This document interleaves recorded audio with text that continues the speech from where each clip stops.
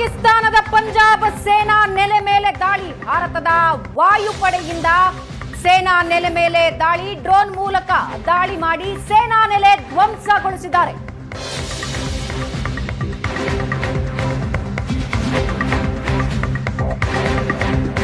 ಪಾಕಿಸ್ತಾನದ ಪಂಜಾಬ್ ಸೇನಾ ನೆಲೆ ಮೇಲೆ ಭಾರತದ ವಾಯುಪಡೆಯಿಂದ ದಾಳಿ ಮಾಡಲಾಗಿದ್ದು ಡ್ರೋನ್ ಮೂಲಕ ದಾಳಿ ಮಾಡಿ ಸೇನಾ ನೆಲೆ ಧ್ವಂಸಗೊಳಿಸಲಾಗಿದೆ.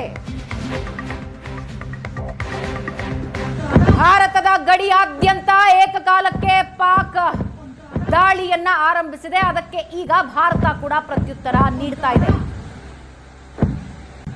ಲಾಹೋರ್ ಮೇಲೆ ಒಂದು ಕಡೆ ದಾಳಿ, ಮತ್ತೊಂದು ಕಡೆ ಪಾಕಿಸ್ತಾನದ ಪಂಜಾಬ್ ಮೇಲೆ ದಾಳಿ ಮಾಡೋದರ ಮೂಲಕ ಸೇನಾ ನೆಲೆಯನ್ನ ಧ್ವಂಸಗೊಳಿಸಿದೆ. ಡ್ರೋನ್ ಮೂಲಕ ಈ ದಾಳಿ ಮಾಡಿದೆ ವಾಯುಪಡೆ.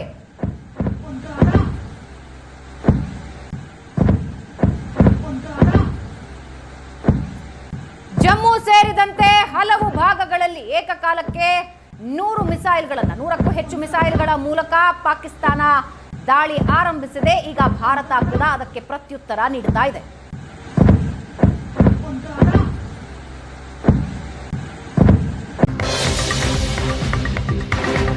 ಪಾಕಿಸ್ತಾನದ ಪಂಜಾಬ್ ಸೇನಾ ನೆಲೆ ಮೇಲೆ ದಾಳಿ. ಭಾರತದ ವಾಯುಪಡೆಯಿಂದ ಸೇನಾ ನೆಲೆ ಮೇಲೆ ದಾಳಿ. ಡ್ರೋನ್ ಮೂಲಕ ದಾಳಿ ಮಾಡಿ ಸೇನಾ ನೆಲೆ ಧ್ವಂಸಗೊಳಿಸಿದ್ದಾರೆ.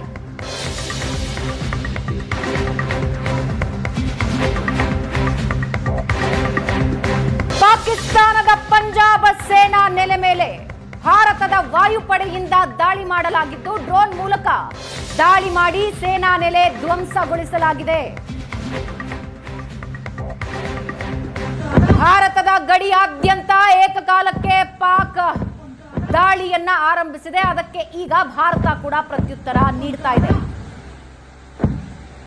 ಲಾಹೋರ್ ಮೇಲೆ ಒಂದು ಕಡೆ ದಾಳಿ, ಮತ್ತೊಂದು ಕಡೆ ಪಾಕಿಸ್ತಾನದ ಪಂಜಾಬ್ ಮೇಲೆ ದಾಳಿ ಮಾಡೋದರ ಮೂಲಕ ಸೇನಾ ನೆಲೆಯನ್ನ ಧ್ವಂಸಗೊಳಿಸಿದೆ. ಡ್ರೋನ್ ಮೂಲಕ ಈ ದಾಳಿ ಮಾಡಿದೆ ವಾಯುಪಡೆ.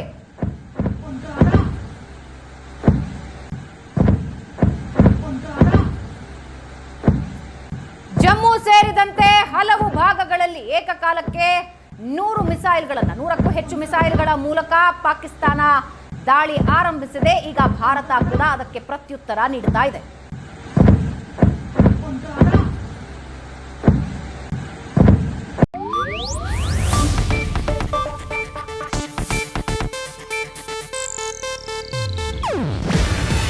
ಇದು ಏಷ್ಯಾನೆಟ್ ನ್ಯೂಸ್ ನೆಟ್ವರ್ಕ್ ಪ್ರಸ್ತುತಿ.